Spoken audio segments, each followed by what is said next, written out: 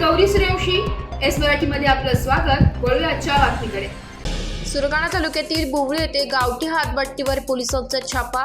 सुरगाणा तालुक्यातील बुबळे येथील गंगाराम सयाजी चौधरी यांच्या घरावर सुरगाणा पोलिसांनी रविवारी दिनांक 29 सप्टेंबर रोजी सायंकाळी 5:30 वाजता छापा टाकून गावठी हातभट्टी दारू अड्डा उद्ध्वस्त करत 3,500 रुपयांचा मुद्देमाल जप्त करून नष्ट करण्यात आलाय।